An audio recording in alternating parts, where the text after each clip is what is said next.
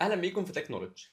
مجال البيزنس ديفلوبمنت من اكتر المجالات اللي عليها طلب الفتره دي في الماركت، والمجالات اللي اكتر من شخص بيكون حابب ان هو يتعلمها ويدخل فيها ويعرف ازاي يبدا الكارير بتاعه والباث بتاعه في مجال البيزنس ديفلوبمنت. عشان كده هنتعرف على مجال البيزنس ديفلوبمنت النهارده بالتفصيل، والاي اي، وازاي البيزنس ديفلوبمنت لازم ان هو يتطور باستخدام الاي اي، مع باشمهندستنا اللي منورانا النهارده باشمهندسه احسان سيد. عامله أهلًا يا ايه؟ محمد، كويسه؟ الحمد لله منوره كله حلو، الدنيا. تسلم يا رب شكرًا. طيب حابين اول حابين تعرفين عن نفسك اكتر، أوكي، وتعرفين عن البروسيس او اللايف سايكل او الجيرني بتاعتك. بداتي ازاي؟ بداتي امتى؟ عملتي ايه هو البيزنس ديفلوبمنت اكتر من منظورك هكذا. أوكي. أنا إحسان، أنا عندي 29 سنة. الحقيقة أنا أصلًا باتكلم هنا في الbusiness development، بس أنا أصلًا عاملة shift career. أنا في اوكي. الأصل مهندسة، كنت مهندسة كمبيوتر. هم اتخرجت المهندسين من كلهم بيعملوا شيفت كارير، بالضبط، مفيش مهندس بالضبط، بيفضل ده في مجاله. حقيقي. تقريبًا إحنا بندخل كلية عشان نعمل shift career بعد كده، ده اللي لازم شايف يعني. اسمنا مهندس وعملت شيفت كارير. تايتل بالضبط. كده. بس حاليًا أنا شغالة في الbusiness development بقى لي أكتر من 7 سنين، جميل جدا. ودلوقتي مؤسسة شركة اسمها sales tickets، دي بتشتغل في الحتة بتاعة الeducation بس للsales والtechnology بس، وإزاي نربط الاتنين ببعض يعني. حلو جدا. بدأت إزاي في الbusiness development؟ والله كانت صدفة مم. بحتة. يعني في العادي إحنا وصغيرين بابا وماما يالّا ندخل كلية هندسة، مم. كلية طب. وأنا كنت شخص باحب جدًا أفرُك أوي وأنا صغيرة، حلو جدا. فكنت باحب أذاكر بقى، وكنت من الناس الدحاحين دايمًا من مم. على المدرسة والكلام مم. ده. فكان بالنسبة لي ولحد دلوقتي خلّصت شكلك كده على فكره. يعني لحد يُقال دلوقتي. كده.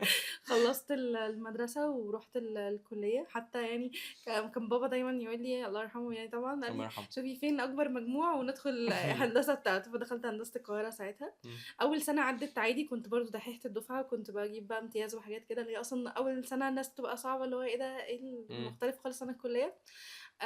وأنا كنت شخص يعني اللي هو بقى إيه، أروح بقى آخد courses في هندسة والكلام ده كله. جميل. كان بيعدّي بقى قصادي كتير أوي أنشطة تطوعية والكلام ده، كنت باحس إيه ده، لأ مم. مش هادخل، أنا مش هاضيّع وقتي. مم. مش هاضيّع وقتي في الحاجات دي. فكنت دايمًا باروح محاضرة الكلية، والكلية والجامعة محاضرة، ما وكده. بافوّتش أي حاجة، مش عارف إيه، وكل الكلام ده. إمم. لغاية ما بالصدفة في حد من صحابي قال لي إن في course في الsmart village إمم. تبع وزارة الاتصالات، جميل. وليه علاقة بقى بالتكنولوجي وحاجات كده يعني. أنا كنت رايحة فاكرة إن هو course برمجة. أصلًا. لمّا رُحت والله بجد، أصلًا. لغاية يعني أنا كنت رايحة وبقى واخدة اللابتوب بتاعي وعمّالة بقى باذاكر أشوف إمم. ممكن أستفيد إزاي والكلام ده كلّه. أروح هناك ألاقي كورس ريادة أعمال. أصلًا. بالضبط. ده حاجة مختلفة تمامًا. أول 10 دقايق وأنا بقى أنا أصلًا ساكنة بعيد عن smart village، إمم. فحسيت اللي هو أول 10 دقايق إيه ده، كده ريادة أعمال، أنا إيه اللي دخلني إيه هنا، مش الكلام الحاجة ده دي أصلًا؟ بتاعة تجارة، إمم. أنا هندسة. إمم. أنا مهندسة ليه أروح ما هناك؟ أعرفش الكلام ده. بالضبط. فلقيت إن الطريق طويل أوي إن أنا أرجع، فقُلت بقى why not إن إحنا إن نحضر إحنا بقى نحضر بقى وخلاص. خلاص. أنا نحضر حطيت قدّام وخلاص. الأمر الواقع. هو بصراحة يعني كان هو لو ما كويس. كانش الطريق طويل كنتِ رجعتِ. كنت رجعت، والله أصلًا. بجد كنت رجعت، ما أعرفش بقى كنت فين بقى دلوقتي، إمم. بس قُلت بقى إيه خلاص بقى أقعد 8 ساعات وخلاص، واضح إن هُم ناس برضه شاطرين ومهمة، أكيد إمم. هاستفاد حاجة يعني. إمم. هو كان أسبوع وأنا كنت رايحة، قُلت يعني أنا قُلت أحضر أول يوم وخلاص بقى مش هاروح تاني. إمم. بس بصراحة أول ما طلعت من اليوم ده قُلت أنا لازم آجي بقية لازم آجي تاني. لازم آجي بقية ال5 أيام. الcourse هو كان زي boot camp كده عن ريادة الأعمال، وإزاي الentrepreneurs، ويعني إيه بقى رائد أعمال والكلام ده كلّه. أنا من أول كلمتين حسيت أوكي نفسي الشخص ده. جميل. حلو جدًا. هل أنا كنت وقتها أي حاجة ليها علاقة بريادة الأعمال ولا لأ أي أنا خالص. ولا حاجة، ما أعرفش أصلًا في حياتي غير الكلية والبيت إمم. بس.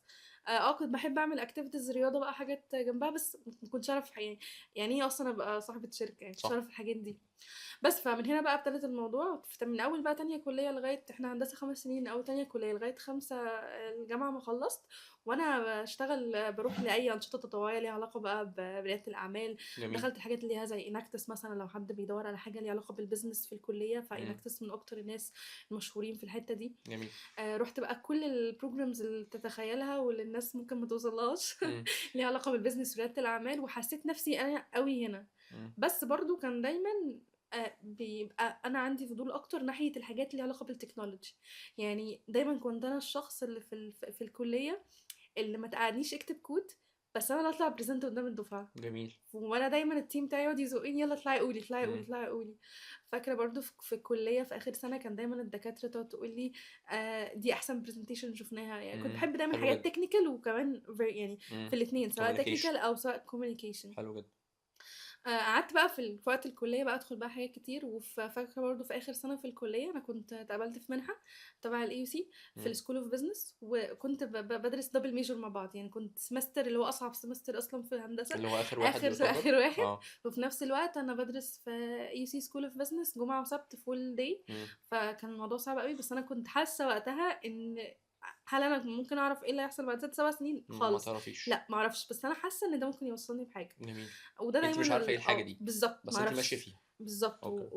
وده انا اكتشفت ان انا بعمل كده اصلا طول حياتي، يعني مم. حتى من وانا صغيره كنا ماما كانت بتدخلنا التدريب وحاجات زي كده، بس مم. يعني كنا بنروح، بس احنا مش عارفين هنعمل ايه بعد كده، مم. بس بعدين بنكتشف مم. الحاجات دي فعلا انا دايما بتوصلنا برضو لحاجه. بقول كده، دايما بقول انا عمري ما بالظبط. كنت متخيل ان هوصل لايه، احنا بس بنسعى. صح. يعني احنا بنشتغل بس، عمر ما في حاجه الواحد كان مخطط لها. صح. هو كان عارف هو يعني هيوصل لايه. ده حقيقي ف والله، انا عمري ما كنت اتخيل ان انا ممكن اشتغل مم. حاجه غير مهندس. كنت متخيله الكارير بس العادي اللي هو مم.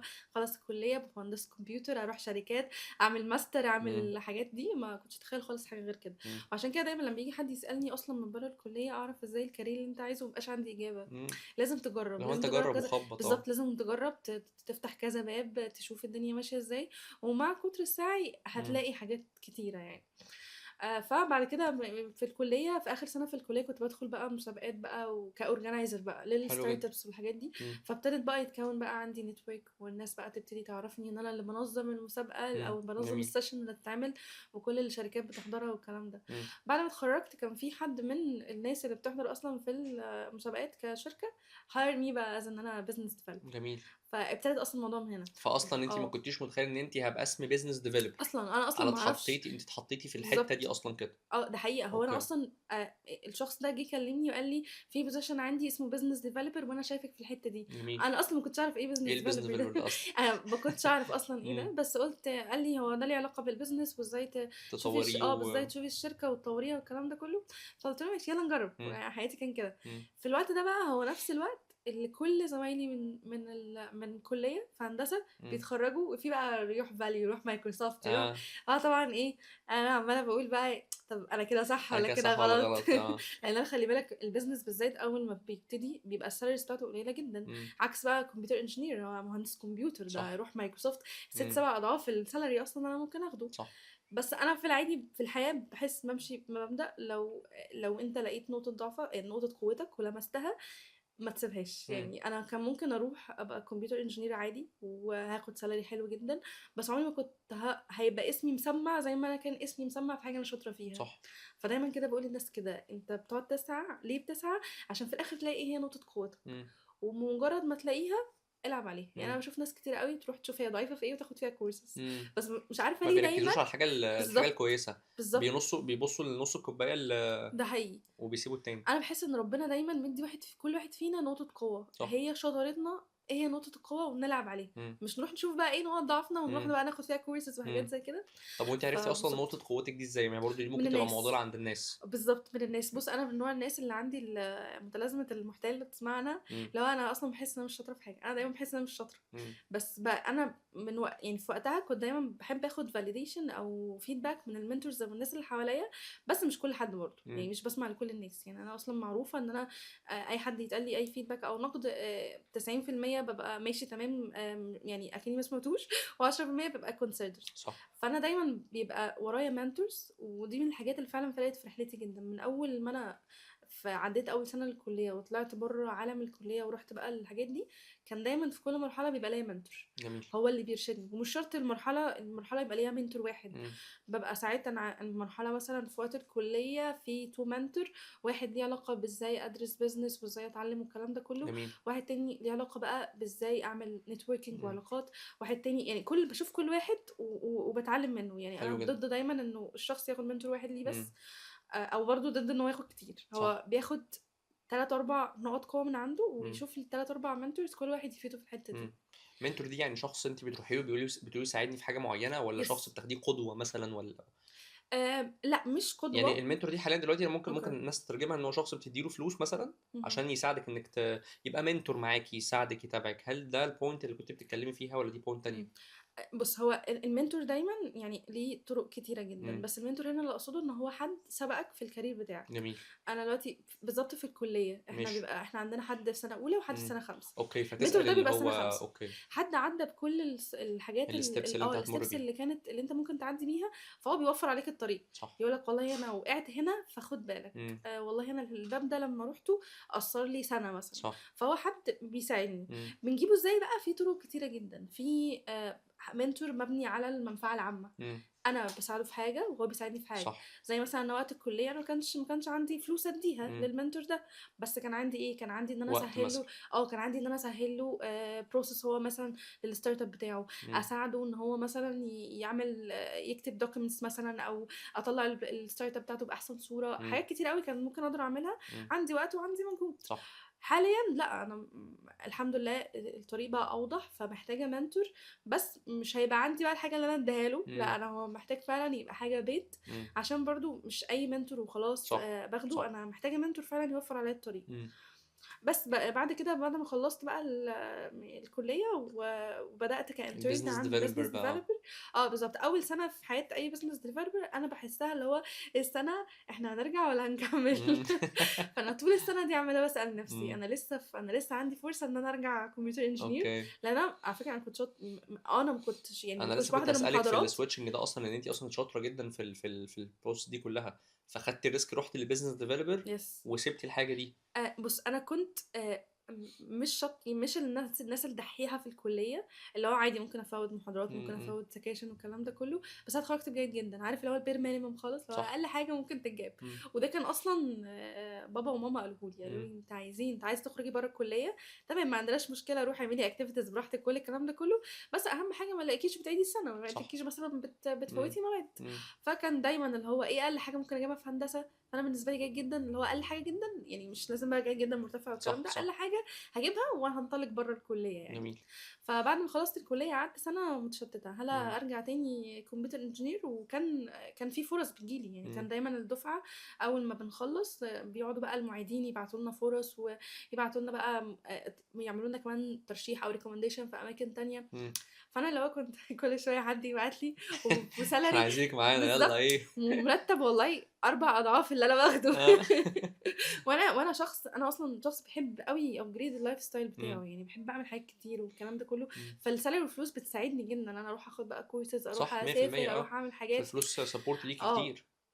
بس انا كنت وقتها والله جدا حاسه احساس اللي هو انا لو رحت انا هبقى مهندسة كمبيوتر عادية امم. زي أي امم. ما 100,000 كنتيش شايفه مهندس ان دي كمبيوتر النقطه عادي. الكويسه فيك؟ يعني صح، ما كنتيش بالظبط. شايفه ان دي الحاجه الكويسه اللي انت تركزي عليها اصلا؟ بالظبط، انا امم. دايما بشوف نفسي مش ورا الشاشه، يعني اوكي. دايما بشوف نفسي قدام قدام، الشاشه. بس بيسبورت الناس اللي ورا الشاشه. امم. يعني انا دايما كنت بقول ان انا بحب التكنولوجي، بس بحب ابيعها، امم. بحب امثلها، امم. بحب اتكلم عليها، لكن ما بحبش اعمل الكود. امم. وده اصلا البروسيس بقى اللي مشيت بيها بعد كده. امم.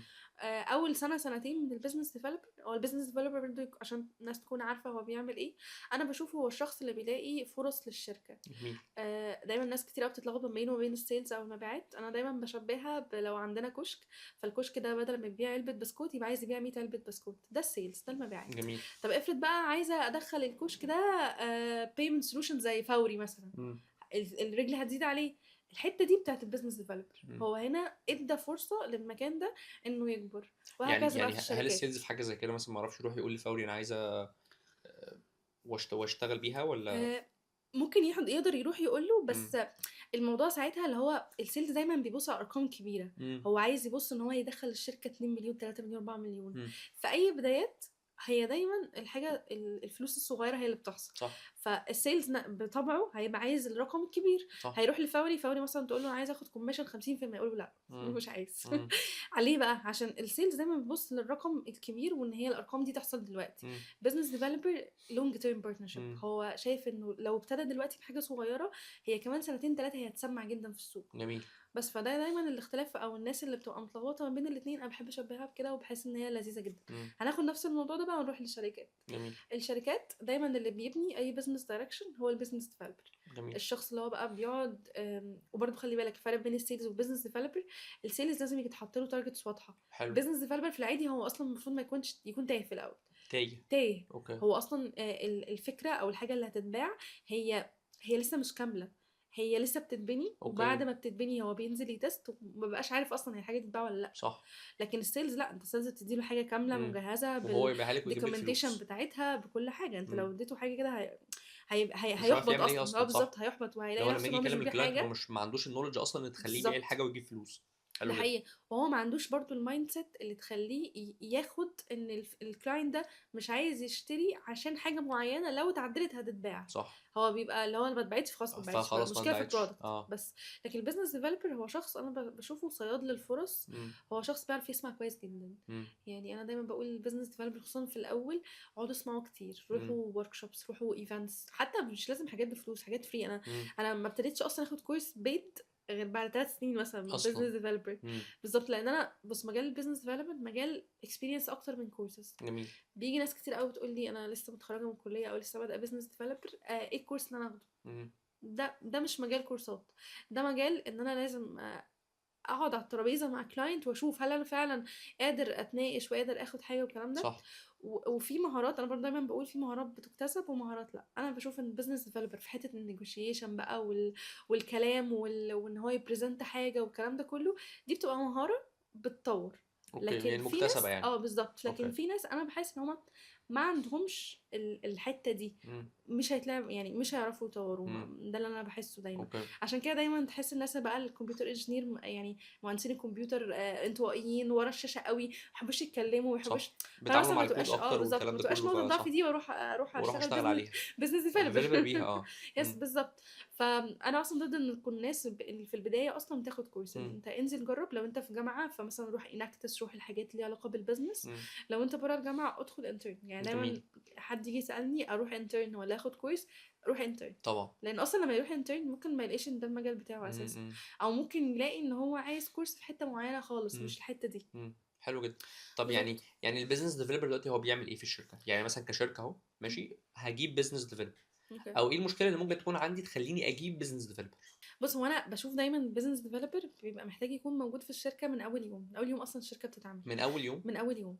ليه بقى؟ لان السي او اصلا بيبقى شغلانته ايه؟ شغلانته يعني على ليفل انفستورز اكتر، مستثمر ومش عارف ايه. احنا محتاجين حد دايما يراقب السوق لينا، جميل. حد يراقب ايه اللي بيحصل، عشان ايه الفرص اللي موجوده. حلو. يعني عارف الحته برضو بتاعت الاونلاين بيمنت مثلا، ما كانتش موجوده مثلا من 6-7 سنين. صح. كان موجود اكتر اللي هو الدفع كاش والكلام ده. مين اللي بيدخل الفرصه دي؟ الشركه، هو البيزنس ديفلوبر. هو حد متصيد للفرص اللي بتيجي.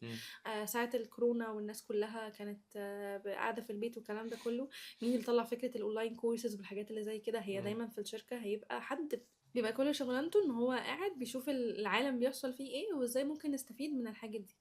انا برضو بحس ان كل الناس يعني معظم الناس في مصر يعني 90% بيروحوا للبيزنس ديفلوبر ان هو بيحطوه في مكانه ان هو لازم تجيب فلوس. بس هو البيزنس ديفلوبمنت مش شرط فلوس، والفلوس دي مش لازم تكون رقم كبير. صح. يعني هو وظيفه البيزنس ديفلوبر ده ايه؟ انه يثبت ان الحاجه دي تجيب جنيه. اثبت ان الحاجه دي جنيه يبقى خلاص، يبقى الحاجه دي ينفع تتباع. عشان نعمل لها عشان نبيعها ب2 جنيه يبقى ساعتها بقى نحط بلان عشان نكبر. جميل. بس هو الشخص اللي بيثبت اصلا ان الحاجه دي ينفع تتباع يعني هو بيتست مثلا برودكت معين، فكره معينه مثلا في الماركت، بالظبط. ويشوف هي صح ولا غلط. بالظبط. حلو جدا. وبنرجع بحاجه اسمها البروف اوف، يعني البروف بتاعت ان الحاجات دي فاليد وينفع تتباع. ساعتها بقى نبتدي نطور عليها. ولو لاحظت، لو بصيت على كل الشركات اللي موجوده في السوق هتلاقيها بدات دايما من فكره بسيطه وبعد كده قاعده تتطور مع الوقت. بس ايه اللي خلاها تتطور؟ ان هي البروف اوف كونسبت اللي في الاول خلاص تمام. معظم بقى الناس بتشوف انه البيزنس ديفلوبر ناحيه حته الفلوس بس. بس البيزنس ديفلوبر بيبقى مش بس فلوس، هو بيبقى فلوس بارتنرشيبس. يعني البيزنس ديفلوبر عنده حاجه من حاجتين: يا اما يثبت ان في بيزنس دايركشن وحاجه بتشتغل وبتجيب فلوس، او يحطك في مكانه انت ما كنتش فيها. حلو جدا. وده بقى اللي بيحصل بقى في البارتنرشيبس الكبيره. حلو جدا. يعني مثلا انا دلوقتي كايديوكيشن انا بشتغل في حته الاديوكيشن، لو رحت عملت بارتنرشيب مثلا مع وزاره التعليم، صح. هي فدي داخله حاجه لي كبيره زيرو. جدا. داخله لي زيرو، مش داخله لي اي 100%. فلوس. مش جايب لي بالعكس، انا فلوس. ممكن اصرف عليها كمان. صح. بس في العادي اسمي اتحط جنب مع الحاجه دي. الوزاره، فادتني بقى كريديبيلتي عاليه جدا. فعشان كده دايما بحس انه معظم برضو الناس اللي في الماركت دلوقتي بتحط البيزنس ديفلوبر قوي ناحيه الفلوس، مم. فبتتجاهل بقى حته البارتنرشيبس الكبيره. جميل. بس ده برضو برجع اقول طب ما هو انا عادي فاتحه ستارت اب، يعني فاتحه بزنس، ما في بيزنس العادي ابقى عشان يجيب عايزه لي فلوس. فلوس. هنا بقى اللي بيختلف ما بين بقى المايند سيت بتاعت السي او اللي كان بزنس ديفلوبر، المايند سيت بتاعت السي او اللي كان سيلز. اللي كان سيلز تمام. هيبقى عايز دلوقتي الفلوس دلوقتي، فلوس. تدخل دلوقتي والشركه تشتغل، وعلى فكره ده يحصل والشركه هتنجح عادي. بس المايند سيت بتاعت البزنس ديفلوبر عند السي او هتلاقيه شايف الشركه كمان 6 7 سنين. عشان كده دايما هتلاقي في شركات برضو دلوقتي هي بادئه اصلا بقالها 6 7 سنين ومره واحده نطت. مم. يعني الشركات دي احنا ما كناش نسمع عنها قبل كده، صح. عشان في ناس شغاله عليها بتتطور مع الوقت لغايه بقى ما مم. يعني تفايرل بقى والناس كلها يعني انا تسمع عشان عليها. اجيب بزنس ديفلوبر لازم اصبر عليه مثلا رقم يعني او وقت طويل عشان يعمل لي حاجه معينه. يعني مثلا انا شركه عايز اكبر، مهم. فانا عايز اكبر اصلا، ففي حاله زي كده هل البيزنس ديفلوبر المناسب ليا ولا مش مناسب؟ يعني هل ده على اللونج تيرم؟ طب انا عايز اكبر دلوقتي مثلا ما مثلا بقالي سنتين ثلاثه مهم. وعايز اكبر، اوكي. فهل البيزنس ديفلوبر اللي هيساعدني في ده ولا حاجه تانية ممكن تساعدني في ده؟ بص هو في فورمولا كده انا جربتها ونجحت معايا، وبشوف برضه ناس بتجربها وتنجح معايا، ان التيم دايما البيزنس او التيم الكوميرشال بيبقى مقسوم نصين، نصه سيلز ونصه بيزنس. تمام. هل انا محتاجه السيلز بس؟ لا. هل لا انا محتاجه طبعا. البيزنس ديفلوبر بس؟ لا لا. طبعا. اللي كنت بعمله في التيم عندي ان انا اجيب بيزنس ديفلوبر بيشتغل على الكونسبت، بيثبت ان الحاجات دي تتباع، واروح مديها للسيلز ويلا كبرها، ونرجع نفس السايكل. يبقى انا كده خدت الاتنين مع بعض. انا سبت واحد بيراقب السوق دايما وبيدور على ايه هي الفرص، حلو جدا. وواحد اول ما الفرصه خلاص تتثبت وتعمل لها فاليديشن هو بقى اللي يكبر الموضوع ويدخل سيلز وهكذا. مم. هل انا ينفع اخد ده واسيب ده او اخد لا ده طبعا. واسيب ده؟ لا، هفقد فرصه. وده دايما عارف ده تراديشنال بزنس بقى، تراديشنال بزنس اللي هو مثلا لما عارف واحنا في الكليه مثلا بيبقى فيه سنترز للكورسز، واحنا مثلا في المدرسه برضو نفس الموضوع. صح. لو انا فتحت مطعم، فتحت محل، كل الحاجات دي التراديشنال بزنس ده سيلز بس. لكن بزنس ديفلوبر بقى هتدخل دلوقتي بقى على المطاعم اللي تحس ان هي بقى عندها ايه، حاجات جديده، صح. فرص جديده، يعني مم. حاجات. من لو انت رحت المطعم ده لقيت فيه حاجات مش موجوده في اي مطعم تاني، مم. ده شغلانه البيزنس ديفلوبر. حلو قوي.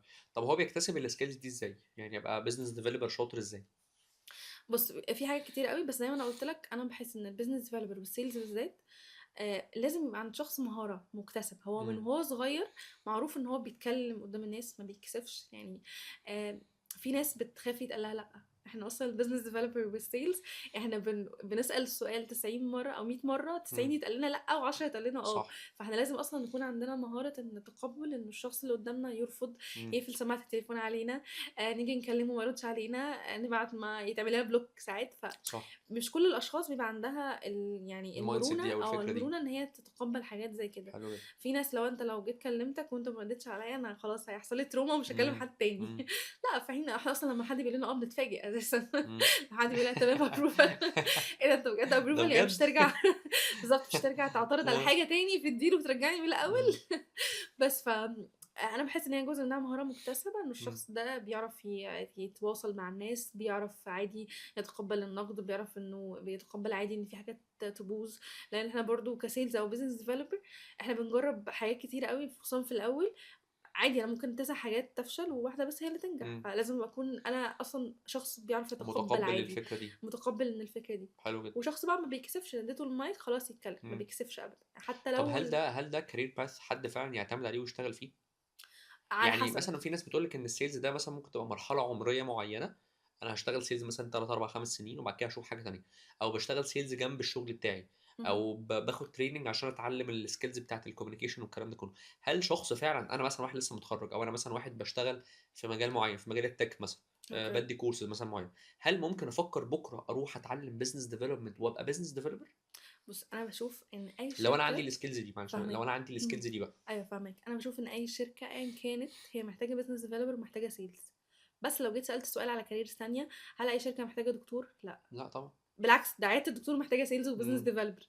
بس انا دايما بشوف ان فرص السيلز والبزنس ديفلوبر بالذات منتشره جدا. انت اي شركه تخبط على بابها لازم يكون في بوزيشن مفتوح للاتنين دول مم. ايا كان بقى، في مصر بره مصر، كبيره صغيره، كلهم لازم اصلا. ده البيزنس اصلا، بيزنس ان هو ايه، تبيع مم. حاجه وتاخد فلوس. مم. هل الكارير بس ده يعني على طول بيبقى فيه حاجات يعني ممكن زمان يكون محدود، بس دلوقتي بقى مع تدخل بقى الاي اي والكلام ده كله، لا بقت الناس اللي هو انا دلوقتي لو انا سيلز مثلا مانجر، فانا كمان سنتين انا المفروض اشتغل دلوقتي ازاي ابقى كمان سنتين اي اي سيلز مانجر، صح. لو ازاي بقى استخدم الاي اي عشان يساعدني ابيع اكتر وابيع مم. اسرع والكلام ده كله. حلو جدا. فلا مش حاساه خالص ان هو يعني limited او محدود قوي عند ناس معينه. حلو جدا. طب انا كبزنس اونر، وبرضه دي هتفرق مع الناس اللي بتتعلم المجال او حابه تدخل المجال، بستنى ايه من البيزنس ديفلوبر؟ انا بجيبه النهارده اهو، جبته بكره الصبح مهم. اشتغل، اوكي. استنى ايه منه اخر الشهر؟ احط له كي بي ايز ايه اخر الشهر؟ مهم. بتنقسم زي ما انا قلت كده، يا اما هو حاطيني في مكانه جديده، او ان هو اثبت لي ان في حاجه في الشركه عندي تساوي فلوس. جميل. هما دايما الاتنين دول اللي بنشتغل عليهم. في بقى شركات اكبر بتبتدي بقى تحط، طب انت اثبت، طب الكوارتر الجاي احنا عايزين اكسباند. مم. ما هو مش شرط ان هو يعني بزنس ديفلوبر مش بيثبت ان الحاجه تتباع وترميها، صح. هو بيشتغل برضو عليها. يعني انا مم. مثلا اشتغلت في الشركه اللي كانت اشتغلت فيها بعد ما اتخرجت على طول، كنت في حاجه اشتغلت عليها ما كانتش اصلا موجوده، فاشتغلت مع تيم مثلا تكنيكال عشان يطلع لها برودكت اولي. صح. نزلت عملت له تيست وبعد كده لقيت ان هو ينفع يتباع. كنت باخد في الحاجه دي مثلا 100 جنيه في الاول، مم. بس انا افضل اخد 100 جنيه؟ ما هو شغلانه البيزنس ديفلوبر صح، مش ياخد مش يجيب اكتر. مش بالظبط. مم. فانا قلت بقى ازاي اخلي ال 100 جنيه دي تبقى 10000 جنيه. مم. فدي كانت الستيب اللي بعدها، بدات اروح بقى لكلاينتس اكبر مم. مش كلاينتس صغيره. فطب ازاي اخلي ال 10000 جنيه دي مليون جنيه؟ مم. فكده انا مش محتاجه 3 كلاينت، انا محتاجه 10 صح، كلاينتس. 100%. طيب انا خلصت مصر، احنا يعني فمحتاج اشتغلنا اطلع كتير في بره. مصر، فاحنا محتاجين نطلع بره، فهو تو اكسباند. صح. فالبيزنس ديفلوبر مش بيخلص ناحيه حته اللي هو البروف اوف كونسبت السيرفيس عامه، دي اه. او الكونسبت دي، لا هو شغلانته برضو انه دايما البرودكت ده يفضل متطور. مم. دايما بقى السيلز بياخده بقى في اخر مرحله لما مم. البرودكت ده خلاص بروف اوف كونسبت تمام، اكسباند تمام، ما فيهوش اي مشكله، ما فيش اي مم. ايشوز بتطلع في النص، البرودكت بقى ليه شكل كده مم. ينفع يتباع. ساعتها بقى انا ممكن اروح اهاير 3 4 سيلز مم. واخليهم بقى ينتشروا. مم. حلو جدا. بس يعني. طب انا حاسس ان احنا برضه ستيل بنتكلم في حته الستارت اب. اوكي. لو انا شركه، انا اصلا عندي برودكت مثلا معين، انا مثلا مهم. بدي كورس معين، بدي مثلا سيرفيس معينه، بدي اوكي. كونسلتيشن، بدي حاجه معينه، انا اوريدي ببيع الحاجه دي اصلا. فانا جايب البيزنس ديفلوبر، انا كده كده ببيع الحاجه، مم. فانا ببقى جايبه عشان يكسبني اكتر. اوكي. فالحاجه كده كده موجوده، هو مش محتاج ان هو ينزل يتشيك او يتاكد او يفاليديت في الماركت ان الحاجه دي صح ولا لا، لان هي كده كده كانت موجوده بقالي مثلا سنتين 3 4 شغال. اوكي. فانا ببقى جايبه في حاله زي كده ليه؟ يكبرني اكتر، مم. ولا ما هو بنسبه كبيره البيزنس اونر هيبقى همه ان هو يبيع له اكتر بقى. اوكي. يعني مثلا عندك كونكشن، فاعمل لي ده، فاعمل لي ده، فاعمل لي ده. فبرضه وضحي لي مم. الحته دي برضه عشان تبقى واضحه للناس اللي برضه بتشوف البودكاست نفسه. بص زمان كان يعني كان ممكن اتفهم الحته دي، وتراديشنال بزنس كتير ما كناش امم. بنلاقي بقى مفهوم الستارت ابس والشركات الصغيره والكلام ده امم. كله. وبعد كده ظهرت الستارت ابس وبقوا هم الاشخاص اللي بيهاير بزنس ديفلوبر والكلام ده. امم. دلوقتي بقى بشوف الانتيتيز الكبيره بتدور على البيزنس ديفلوبر جميل. زي البنوك مثلا. امم. يعني انا مثلا ما كنتش متخيله من 4 سنين ان البيزنس ديفلوبر ده يدخل بنوك. امم. طب ما يدخل ليه؟ يعني طب ما البنك البنك ده كده كده كبير ليه اصلا، واي سيستم. حد يتمنى ان بالظبط هو ليه سيستم يخش معاه. وهو اسمه معروف، هو محتاج بزنس ديفلوبر ليه؟ صح. ففي بنوك بقى دلوقتي بتلاقيها تنزل الايفنتس. طب هي امم. بتنزل ايفنتس ليه؟ صح. ده البيزنس ديفلوبر. هو هنا البيزنس ديفلوبر بيحط براندنج امم. للانتيتي بيحط دي. براندنج. بالظبط. امم. يعني مثلا تلاقي كمان محلات قهوه معينه بتنزل ايفنتس طلبه. طب هي صح. هي محتاجه اصلا تبقى موجوده؟ لا، ما هي اوريدي ليها الستوريز بتاعتها، امم. بس هي عايزه البراندنج بتاعها. هنروح بعيد فين ليه؟ برضو الشركات الاتصالات الكبيره هي ستيل برضو لسه عندها بزنس ديفلوبرز، وبيطلعوا كامبينز مختلفه امم. وبيروحوا يدوروا على افكار جديده يعملوها. فلا مش شرط عشان انا شركه كبيره وان انا ببيع ان انا خلاص كده ستوب. لازم بقى في هنا حته بقى البوزيشننج امم. او الافكار الجديده عارف ان الشركه تبقى عايزه تطلع ترند، امم. اللي بيطلعها ترند دايما هي فكره جديده. والفكره اوكي. الجديده جت منين؟ من امم. البيزنس ديفلوبر. فهو امم. دايما هتلاقيني الحته دي هي اللي كل الشركات قايمه عليها يعني. حلو جدا. والتكنيكاليتي بقى اتعلم ايه لو عايز اتعلم تكنيكال؟ هل في مهارات تكنيكال، ولا هي بس كلها كوميونيكيشن سكيلز آه معظم الناس اللي انا بشوفهم فعلا يعني دي نقطه مهمه جدا، واصلا دي نقطه اللي انا بنيت عليها الشركه بتاعتي. مم. انا بلاقي انه الشخص السيلز او البيزنس ديفلوبر هو بيكتفي بكونه شخص يعرف يتكلم، اوكي. بس تيجي تقعدوا قدام اللابتوب اعملي برزنتيشن ما يعرفش. مم. اقعد مثلا ابعت لي ايميل مكتوب بطريقه تكون بروفيشنال والكلام ده كله، فلا. فانا دايما بشوف ان الناس بتقعد تستثمر بقى يعني وقتها وكل حاجه في الحته اللي هي اللي بتظهر للناس، ويبتدي مم. بقى يحسن من شكله ومظهره وطريقه كلامه والانجليش والحاجات اللي زي كده، بس بينسى دايما الجزء التكنيكال، مم. في حين ان هو المجال ده طالب الاتنين. ايه بقى الحاجات اللي احنا هنتعلمها؟ في حاجات كتير. اول حاجه احنا بنتعلم اصلا الكوميونيكيشن بتاعنا البيزنس ديفلوبر بالذات عن طريق الايميل. انا لازم جميل. اكون شخص بعرف اكتب بكتب ايميلات ايميل كويس صح. جدا. بالظبط. مع ظهور الاي اي بدأ الموضوع يبقى اسهل. مم. هي ما بقتش سكيل، ودي برضو نقطه مهمه جدا. يعني زمان كان من 3 4 سنين مثلا كان لما حد ينزل بزنس ديفلوبر يقول يكون بيكتب ايميلات بشكل بروفيشنال. صح. هل ده الجوب ديسكريبشن لا الموجود؟ خالص. لا. بس هل ده معناه بقى ان الجوب ديسكريبشن بقى بيتكتب بالاي اي اصلا. بالظبط، ده حقيقي فعلا.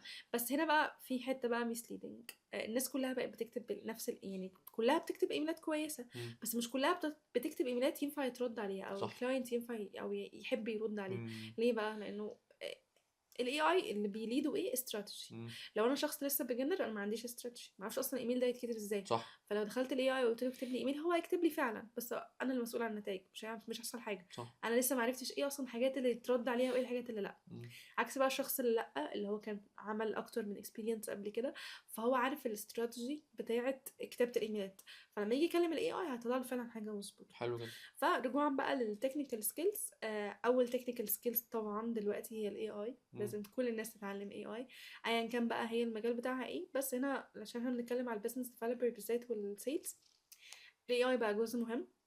هل الاي اي هيبيع مكاننا؟ لا خالص.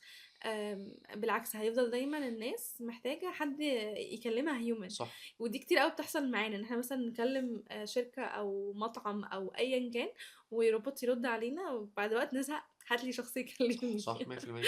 ودايما برضو لما تيجي شركة تعمل معاك بارتنرشيب او ايا كان الديل بتاعك ايه، هتبقى محتاجة شخص يقعد على الترابيزة، مش شخص 100%. على طول بيتكلم ورا الشاشة. والاي اي بقى اوفر قوي. اه. يعني بقى اوفر بقى بجد، كل حاجه اوفر، يعني حتى بترد على الناس مسج بترد على الناس بقى. فالموضوع بقى فعلا بقى اوفر جدا.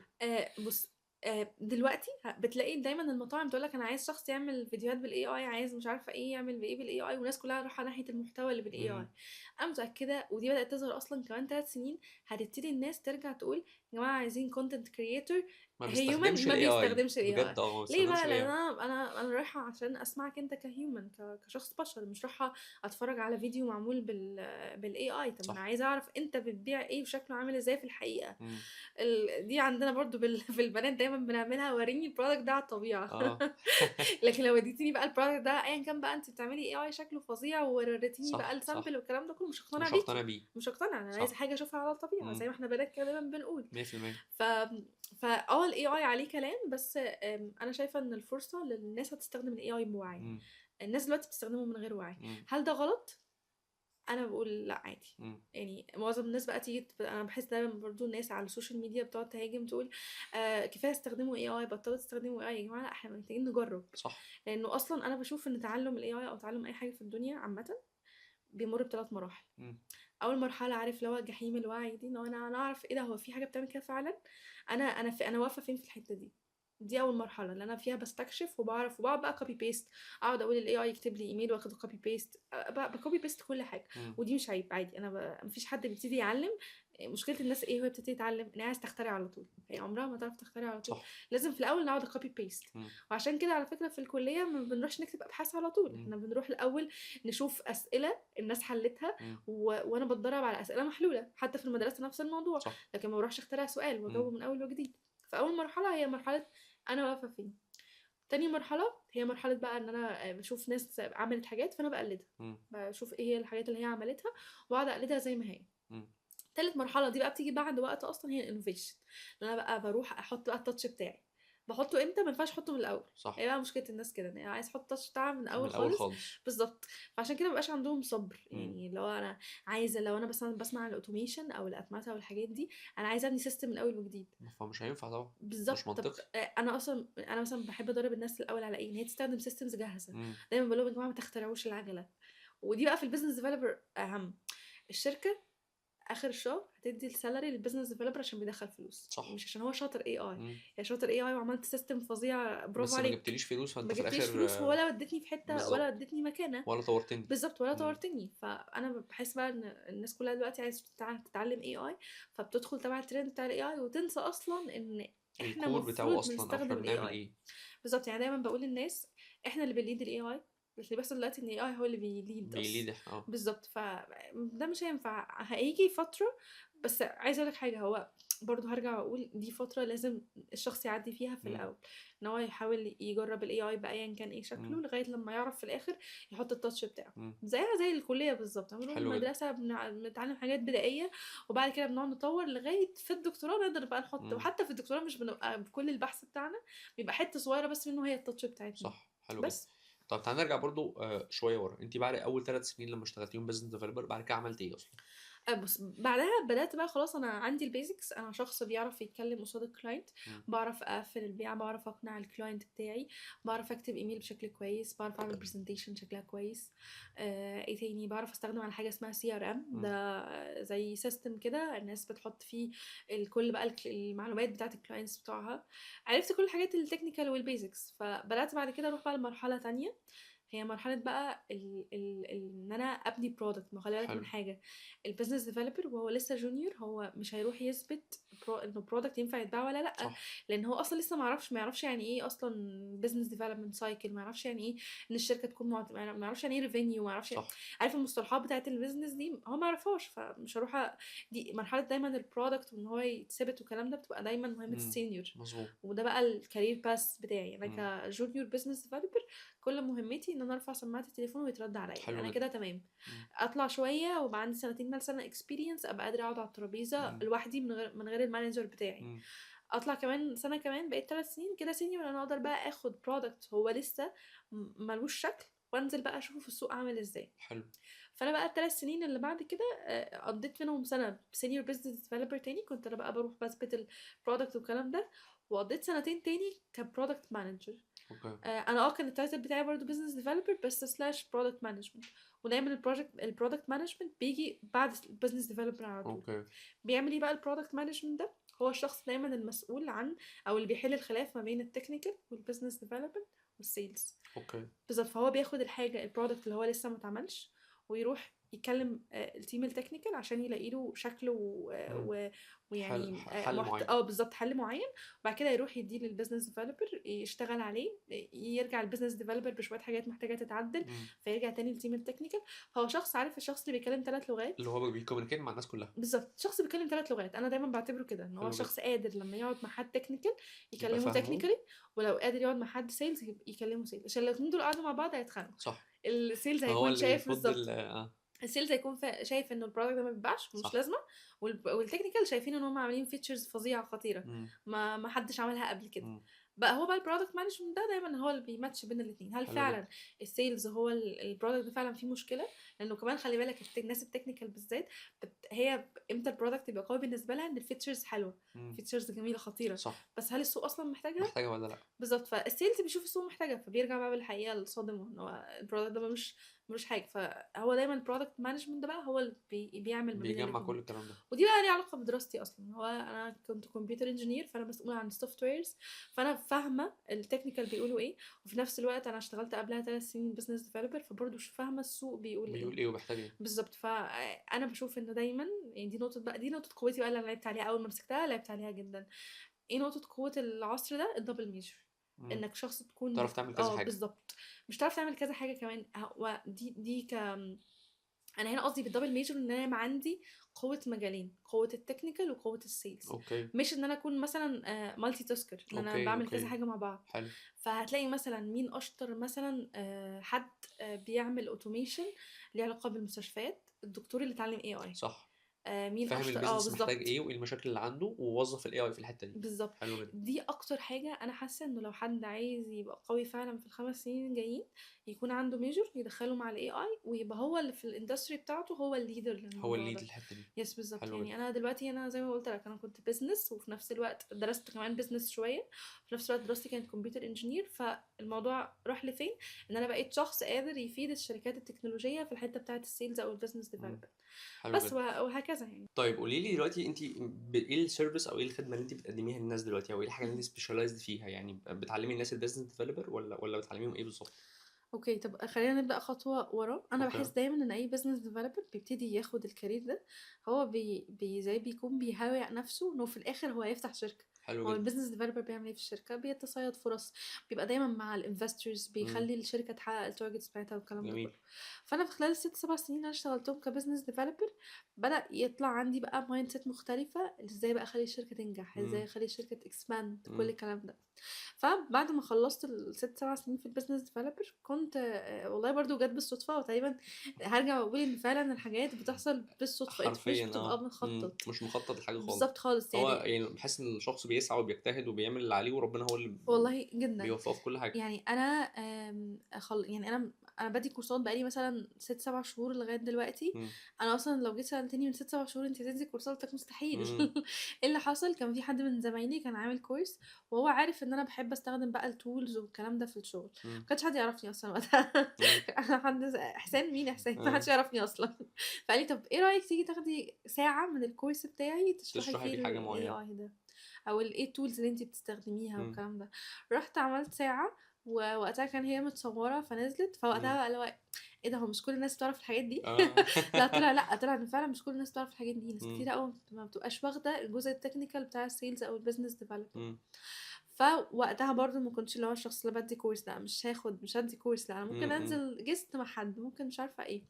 بدات اكتب كونتنت على لينكد ان. انا مم. دايما من وانا صغيره بحب اكتب، بس ما كانش دايما يعني انا دايما بحب اعرف انا الشخص العملي في المكان دايما، اللي مم. هو اكتب عن شغلي، اتكلم عن شغلي تمام، اجي اتكلم في حاجات عامه ما اعرفش. مم. فارجع تاني لاستخدام نقطه قوه، انا مم. دي نقطه قوتي. طب في ناس بقى هتتقسم هنا نصين، لو طب كنت شخص ممل، شخص مش مم. عارفه انطوائي، طب انا بعرف بكتب في شغلي، طب مم. واي نوت ان انا بقى استغل لينكد صح ان، صح. ان هي دي المنصه اللي بتخليني اعرف اكتب عن شغلي من غير ما حد يديني نقد يعني. مم. فانا مثلا ما بروحش اكتب على فيسبوك، ما بروحش اكتب على انستجرام، بستخدمهم از ان هي البرايفت لايف بتاعتي. مم. وبروح بقى على لينكد ان عشان اعرف استغل نقطه قوتي مم. كويس. كويس جدا. والله بدات اتكلم عن الاي اي وقتها، وانا ساعتها اصلا كنت اصحابي يشجعوني اللي هو اكتبي، احنا الكلام اللي انت بتقوليه حلو، احنا مم. بنحب نسمعك. انا كنت مقتنعه برضه. بس قلت واي نوت ان انا اجرب. مم. كتبت لقيت اول بوست جو فايرال. طب قلت يمكن صدفه. صح. دايما فقلنا نجرب التاني. بالظبط. هي دايما الناس اللي عندها نظريه المحتال تبقى مم. حاسه كده، تبقى دايما حاسه ان نجاحها او شطارتها هي بالحظ، هي مش مقصوده، في حين ان السعي هو صح المفتاح لكل ده. صح. فنزلت تاني بوست جو فايرال. جو مم. فايرال مش اللي هو مثلا 50 60 لايك، ده اصلا كان رقم بالنسبه لي، مم. لا اللي هو بيعدي ال1000 مثلا. اللي هو مم. يا جماعه انتوا الحاجات دي ما تعرفوهاش، الحاجات دي مش معروفه، انا بس اللي اعرفها ولا ايه؟ مم. بس فابتدى هنا بيظهر فعلا حته ان هو لا، الماركت محتاج حاجه. هو الناس كلها بتدي كورسز سيلز، بتدي كورسز بزنس ديفلوبمنت، وبتدي ازاي تقعد تتكلم مع كلاينت على الترابيزه، بس جميل. محدش بقى بيدي الكورسز التكنيكال، مم. اللي هي ايه بقى اللي قبل ما اقعد على الترابيزه، ازاي اكتب مم. ايميل كويس، ازاي استخدم سي ار ام بشكل بروفيشنال زي الاجانب ما بيستخدموا، مم. ازاي اكتب ايميل بطريقه بروفيشنال، ازاي بقى اتعلم الاي اي تولز عشان مم. اطلع برزنتيشن، صح. عشان ازاي اعمل داتا اناليسيس بتولز، مم. ازاي كل بقى الحاجات التكنيكال دي انا ما بلاقيش حد يعلمها. فبالتالي اللي بيحصل ايه، انه يكون شخص شكله وكلامه حلو قوي، مم. بس تعالى بقى اشتغل على ارض الواقع فمش تحس ان عارف. هو صح. مش عارف فاضي، تحس ان هو ايه. فاضي. بالظبط، تروح بقى يدور على ناس هي اللي تعمله مم. الشغل ده، وهي بقى تكمل من وراه. اوكي. فانا هنا اصلا جت فكره الكورسز مثلا اللي انا بديها، او بعد لينكد ان اكيد لغايه دلوقتي بكتب كونتنت على مم. لينكد ان، بحاول كويس جدا. اطوره مع الوقت. ده بيرسونال براندنج اكتر ليك يس يعني. بالظبط، بيرسونال براندنج. وهرجع بقى الحته دي فكرني فيها شويه، ايه بقى مم. المهارات اللي مش هينفع الاي اي ياخدها. مم. فبدات اول ورك شوب، قلت يعني الكلام اللي انا بقوله ده واضح الناس عاجباه، جميل. بس انا برضو ستيل ما كنتش عارفه هل لما انزل اقوله مش اكتبه هبقى برضو هيبقى كويس فيه محبوب ولا ولا لا. لا؟ صح. بالظبط، لانه خلي بالك برضو انا بقول انه كل ناس إن ربنا بيديها ملكه. في 100%. ناس ربنا بيديلهم ملكه الكتابه، لما صح. يعني لما تقرا له حاجه مكتوبه انت تحب تقرا له، مم. بس لو شفته في الحقيقه ما تحبش. صح. عارف دايما الشخص اللي يقولك يا ريتك ما اتكلمت. مم. لو كنت هو عامل شكله صوره. حلو بس يا ريتك ما بالظبط، اتكلمت. انا كنت عامل له صوره، مم. وفعلا الصوره دي ممكن تكون فعلا قويه، ممكن بس شخص لما يكون شفته بصورة تانية ما بالظبط. كانش احسن حاجة. عشان كده دايما هتلاقي بقى الناس اللي هي في الافلام بالذات اللي بتكتب وكلام محدش يفهم حاجه. صح. بس مع ان هم ملكه كتابتهم قويه جدا، كويس جدا. بس هتلاقي مين بقى اللي بينفذ؟ الشخص اللي مم. بيعرف يتكلم. مم. فانا وقتها قلت يلا انتست يعني. كان برضو صحابي بيشجعوني برضو ان انا انزل وابتدي اعمل ورك شوب. حتى اصلا وقتها كان نزلت ادي في مكان هو الشخص اللي شغال فيه هو حد من صحابي، يعني مم. هو اصلا ما كانش عندي كسبورت يعني ما كانش اكتر. عندي الجرأة ان انا اروح اكلم حد وابتدي اعمل مم. اجهز انا من نفسي والكلام ده. هل كنت جاهزه؟ 100% لأ، ما كنتش إمم، جاهزة، ودي دايمًا حاجة كنت باقولها دايمًا للناس. الbusiness developer معروف دايمًا إن هو عنده حتّة risk كده، إنه إمم، أنا هاجرّب، هاروح، هاخبّط ومش عارف في إيه، فهي دي برضه دي حاجة مهمة جدًا إمم، وskill مش كل الناس عندها، إن هو أنا هاجرّب. لو عشان كده باقول لك مش كل الناس ينفع تشتغل sales أو business صح، developer. 100%. فجرّبت والموضوع لقيته لذيذ، نجح والناس بدأت تسأل بقى عليه. إمم، فقعدنا بقى راوند ورا التانية ورا التالتة لغاية ما بقى خلاص أنا حاسة إن الشغل بتاعي أنا كده خلاص استكفيت منه كفول تايم، وابتدي بقى أنا جاهزة إن أنا أعمل إن أنا أبني شركة. هل التجربة بقى هتبقى واحدة إن أنا كنت business developer في الشركة هي نفس تجربتي كfounder للشركة؟ بنسبة لأ، كبيرة لأ. ساعتها بنسبة كبيرة هتبقى لأ. إمم، أنا فاهمة أساسيات الbusiness بس لسه مش فاهمة أساسيات الشركة. أوكي. يعني أنا كنت باجرّب في الشركة اللي أنا في مش شغالة الشركات التانية فيها، اللي كنت شغال فيها. كنت باجرّب هاخسر إيه؟ إمم، كده، كده هاخد مرتبي آخر الشهر. إمم، لكن أنا دلوقتي كfounder أو شركة أنا لمّا باجرّب بيبقى ليّا risk اللي هو صح. أنا لو بتبقي خايفة جرّبت إن باخسر دي فلوس. بالضبط. بالضبط، باخسر opportunity، صح، فالموضوع صح. مختلف تمامًا يعني. إمم، بس ما كنتش هاعرف أوصل له لو أنا ما عنديش عقلية الbusiness developer، يعني 100%. ساعتها بقى هابقى لو أنا ولا عارفة business ولا عارفة. عشان كده بقى إمم، المحلات اللي بتتقفل، الشركات اللي بتتقفل، إمم. المطاعم اللي بتتقفل، هو بيبقى هُم معاهم شوية فلوس، ما عندهمش الmindset بتاعة الbusiness الbusiness developer، developer. فيجرّبوا يخسروا فيقفلوا فخلاص إمم، شكرًا على كده. حلو جدًا. فالشركة بتاعتي بقى بتعمل إيه، هي شركة قايمة ما بين اللي هي على الeducation بس، بتجمع ما بين الsales والناس اللي شغالة في الtech. حتى أنا مسمياها sales tech، أوكي. اللي هو الناس أنت كشخص sales أو كشخص business developer. أنا هنا في الsales بس أنا قصدي هنا على أي حاجة commercial عامةً، إمم، أي حاجة فيها client، أي حاجة فيها فلوس، أي حاجة فيها مكانة جديدة للشركة، كل الحاجات دي حلو جدًا. تنطبق ناحية الsales يعني. وهي بتعلّمهم technical skills بس، يعني أنا تعالَ لي مش عشان تتعلّم إزاي تبيع، أنا مش إمم، هاعلّمك إزاي تبيع، بس أنت لو جاي عارف إزاي تبيع، أنا ممكن أخلّيك تبيع أكتر، ممكن حلو جدًا، أخلّيك تبيع أسرع، حلو جدًا. ممكن أخلّيك تscale لو مثلًا بتعمل meetings مع 10 clients أنا إمم، ممكن أخلّيهم 20. 100%. بس حلو لازم في جدًا. الأول تكون تعرف تبيع أصلًا إمم، لوحدك. عشان كده دايمًا أول سؤال باسأله دايمًا في أي session بابتديها، لو الproduct مش بيتباع الAI هييجي يبيعه؟ أكيد لأ. أكيد لأ. في بقى إمم، ناس تبقى فاكرة إن الproduct ده ما اتباعش، يالّا ندخّل له AI. إمم، ده بقى هنا استخدام الAI بلا وعي، اللي إمم. هو الAI ده هو مش مش فاهم هو حل. بيعمل إيه أصلًا. بالضبط، ده إمم، حقيقي. الAI هنا مش المنقذ اللي جاي يخلّي لنا كل حاجة في حياتنا ماشية صح، وإحنا نقعد نتفرّج عليه، صح. لأ. وأصلًا اللي بيوصل للمرحلة دي إنه الAI فعلًا ياخد جزء كبير من الprocess بيبقى قعد وقت طويل جدًا، إمم، مش قعد مش مثلًا خد 2 sessions على اليوتيوب فخلاص بقى صح. تمام، فهو بقى فبقى كده. قادر بقى يautomate كل حاجة في إمم، حياته. إحنا دايمًا الautomation ده بيبتدي إزاي؟ إن أنا automate حتّة صغيّرة عندي، أوكي. يعني مثلًا لو أنا كل يوم الصبح باعمل حاجة معيّنة. بابعت إيميل عشان أfollow up على client دفع الفاتورة والّا لأ، فأنا هاروح أعمل automation للtask دي بالذات، إمم، اللي هو جميل. automate إزاي الإيميل بدل ما أنا أروح أكتبه بنفسي، كل يومين يتبعت نفس الإيميل. حلو جدًا. خلّصت الحتّة دي وبقيت شاطر فيها، إمم، طب ما لو الclient رَد automate الرَد كمان، صح. يعني يبقى حلو جدًا. في plans كمان. فباعمل pipeline كده، بامشي بالضبط، واحدة، واحدة أنا عليه. باشبّهها دايمًا الautomation ده البيت. البيت إمم، ده بنبنيه زي بنبني طوبة، إمم. بعد كده بنقعد نبني طوب كتير، بعد كده يبقى المكان جاهز بس طوب بس، كُلّه بس بعد كده باقعد بقى أبيّض واقعد أجيب بقى furniture في الآخر والحاجات اللي صح، زي صح. كده. فهو دايمًا الautomation بيتبني كده. مشكلة الناس إيه بقى، إن هي بتتخيّل الimage النهائية، إمم، بتتخيّل شكل البيت كلّه في الآخر، إمم.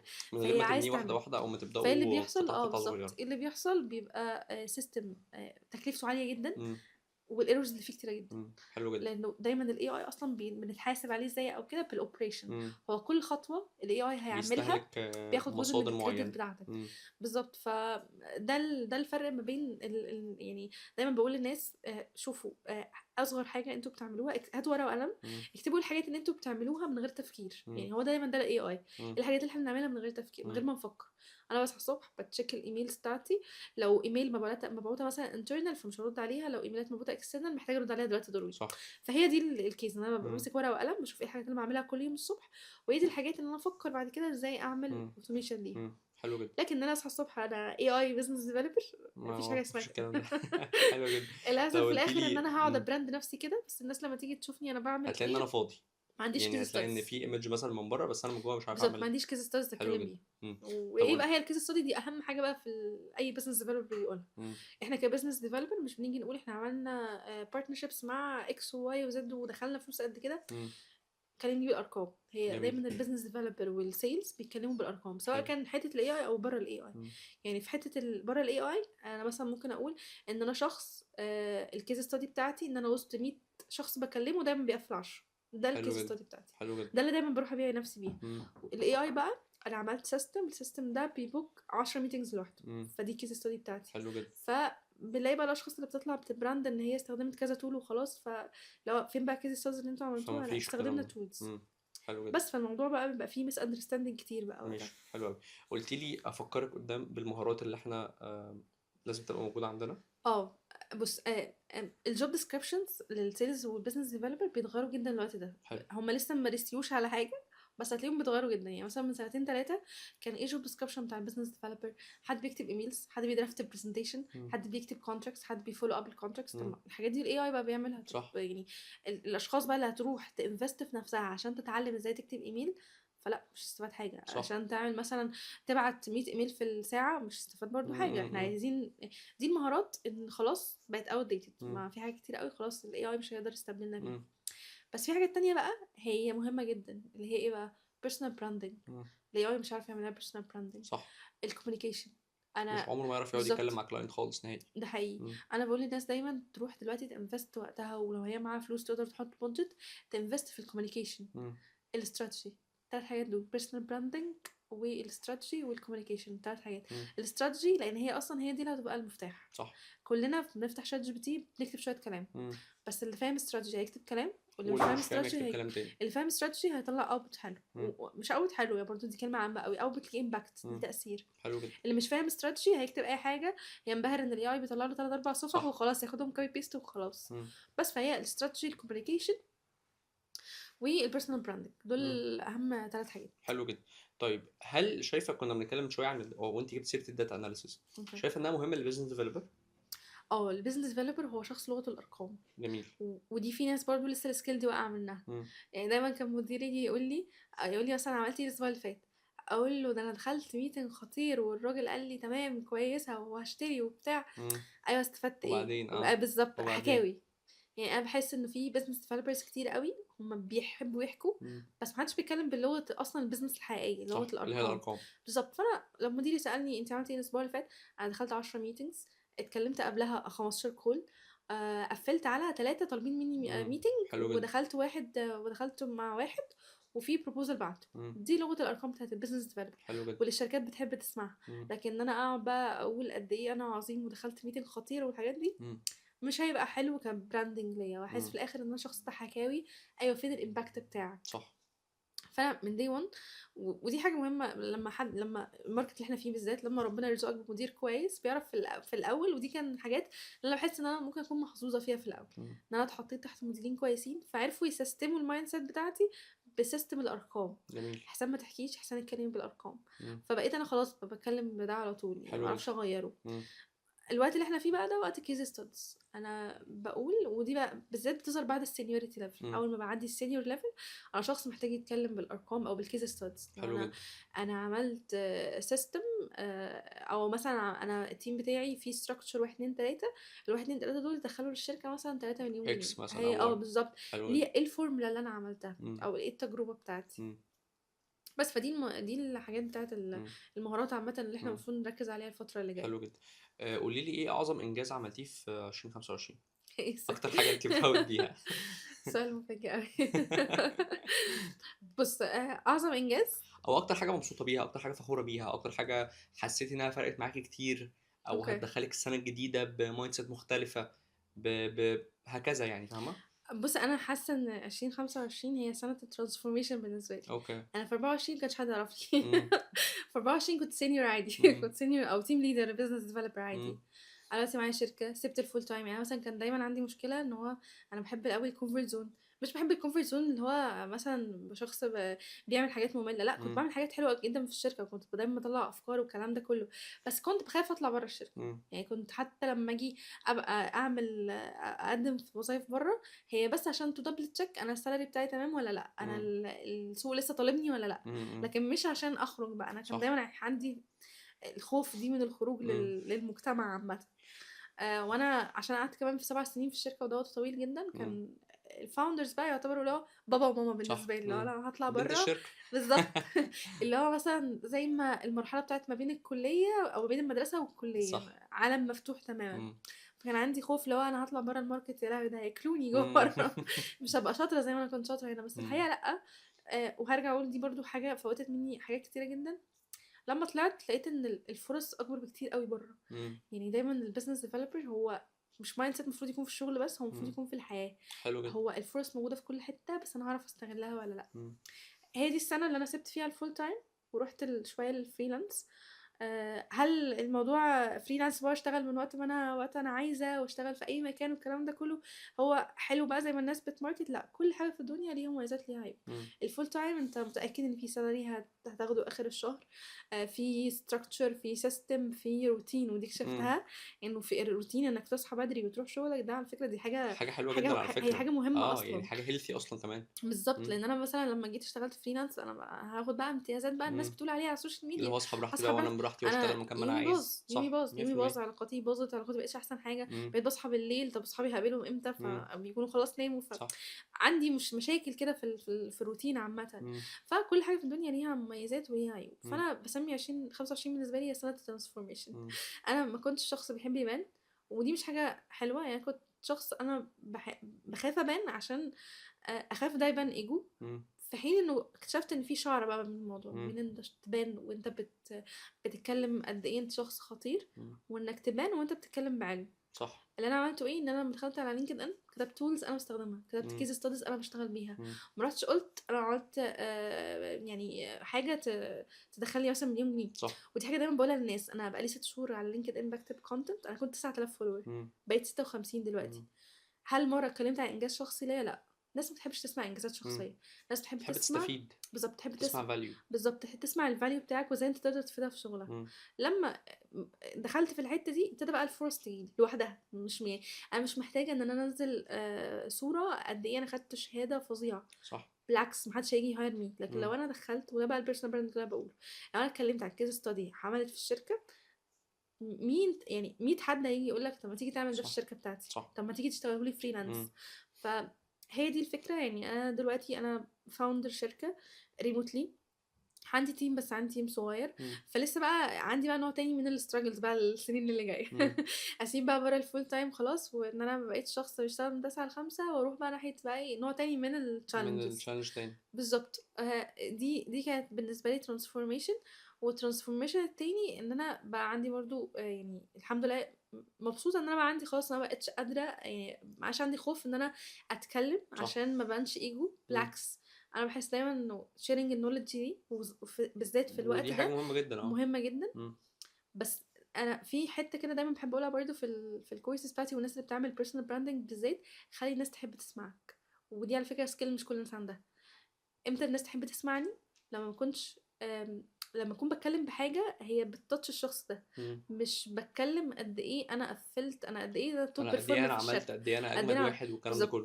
بالظبط. امتى الناس هتحب تسمعك؟ لما تكون بتتكلم في حاجه هم ممكن يطبقوها على صح. شغلهم. صح. لكن لو انا اتكلمت عن حاجه شخصيه مم. وهي دي تجربتي الشخصيه بس، ما فيش حد يقدر يعملها تاني، وانا مم. عملت وانا خدت الشهاده وانا مش عارفه ايه، ما حدش هيسمعني. مم. يعني أنا دايما كنت بقول انا بقالي 7 شهور تقريبا على لينكد ان، انا ما نزلتش شهاده خدتها ولا مره. مم. هل انا ما كنتش باخد شهادات؟ لا، كنت باخد شهادات. حلو هل جدا. انا مثلا كنت مثلا بروح اخد كورسز وحاجات زي كده؟ كنت بروح اخد كورسز، بس انا كنت شايفه الحاجات دي مفيده ان حد مم. يشوفها. فكنت بتكلم بس عن الكيس ستاديز بتاعتي. مم. وده اللي انا حسيته بقى اللي بدا يفرق بقى في العلاقات بتاعتي. حلو جدا. يعني حتى كان في بوست كده كنت منزلاه من كام يوم، كنت بقول لهم انا وقت الكليه ووقت بعد الكليه كمان ال3 سنين ما كنتش بعرف اعمل نتوركينج، ما كنتش بعرف مم. اعمل علاقات.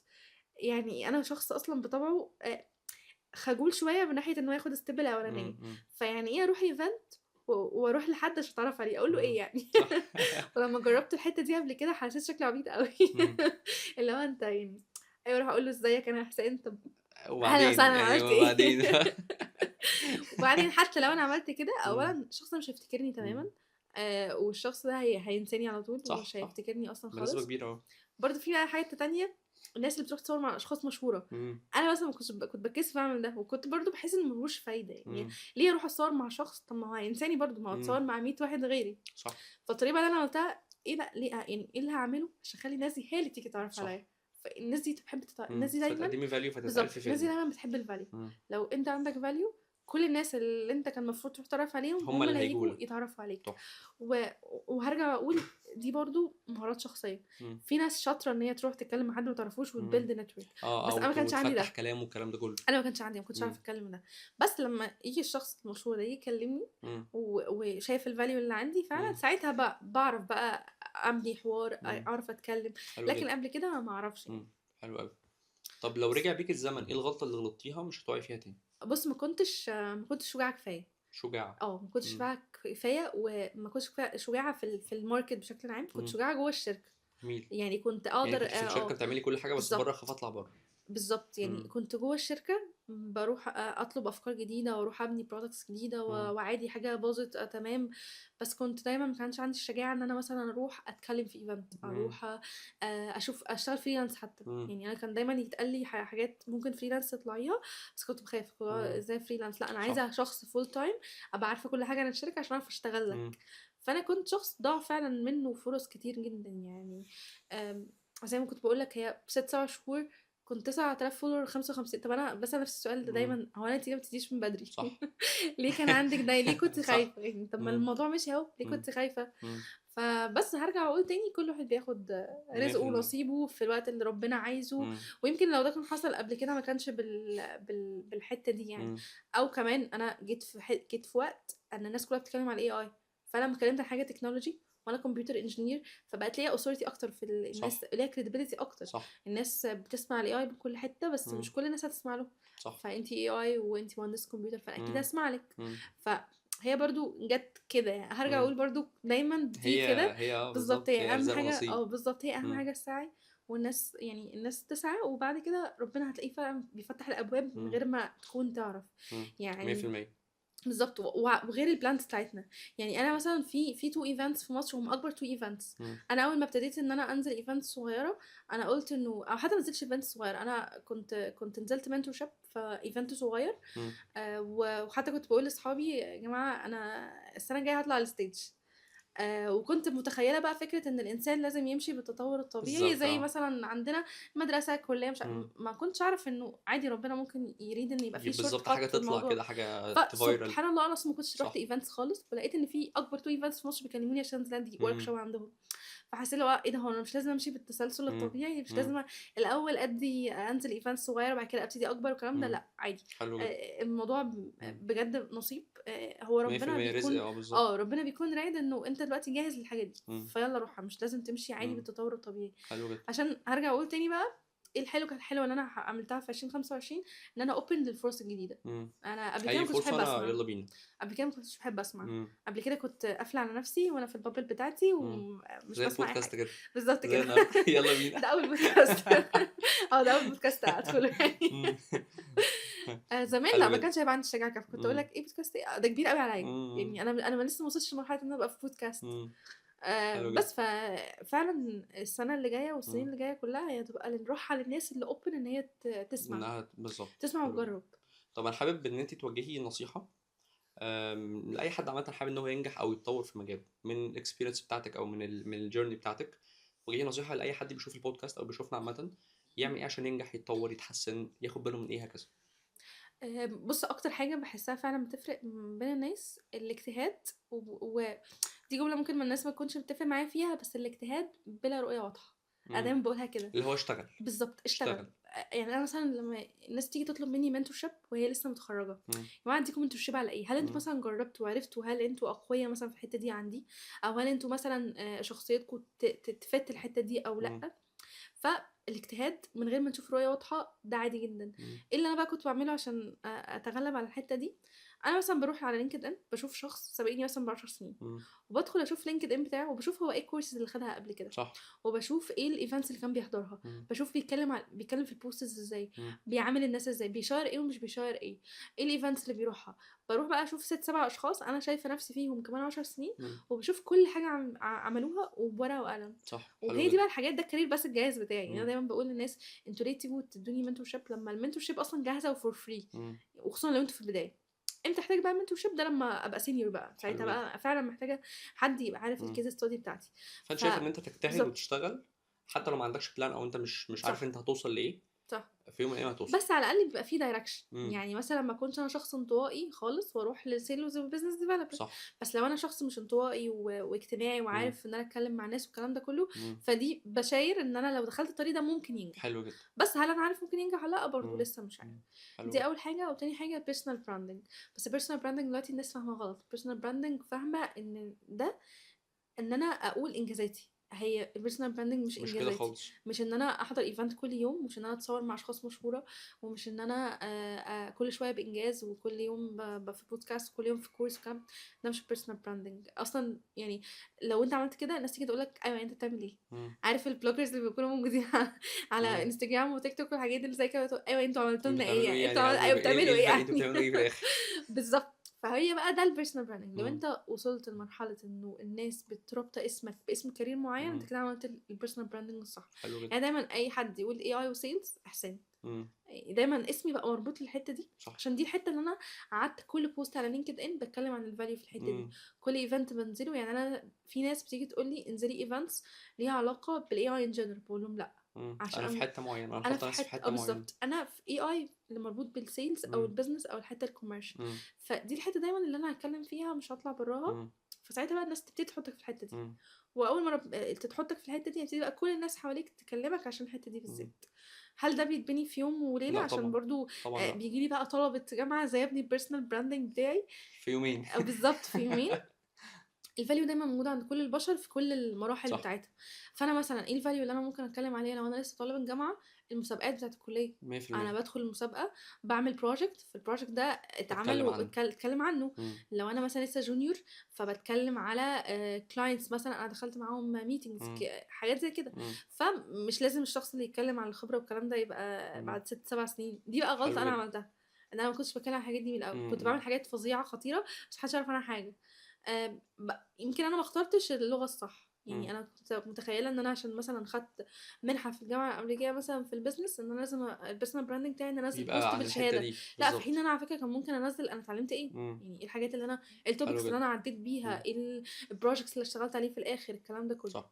بس فهي البيرسونال براندنج والاجتهاد. امم مش لازم يكون في رؤيه واضحه، بس يكون في نور، امم يكون في نور اخر الطريق. امم حلو جدا. شكرا جدا ليكي، العفو نورتينا على ايه. وشرفتينا. انا اتمنى اكتر. تكوني اتبسطتي النهارده، وانا اه والله متاكد ان جدا. كل الناس اللي شافت البودكاست او ان شاء هتشوفه عامه الله. هتستفيد منه جدا. انا شخصيا استفدت جدا. ان شاء الله. اتمنى لك كل التوفيق، يا وان رب. شاء الله نسمع عنك كل حاجه كويسه ان شاء الله. اكيد ان شاء الله. نورتينا شكرا يا محمد، وشرفتينا، ميرسي شكرا جدا. جدا. شكرا جدا ليكم، اتمنى تكونوا استفدتوا، ونشوفكم ان شاء الله في فيديوهات جايه اقوى واحسن ان شاء الله باذن الله. بالتوفيق.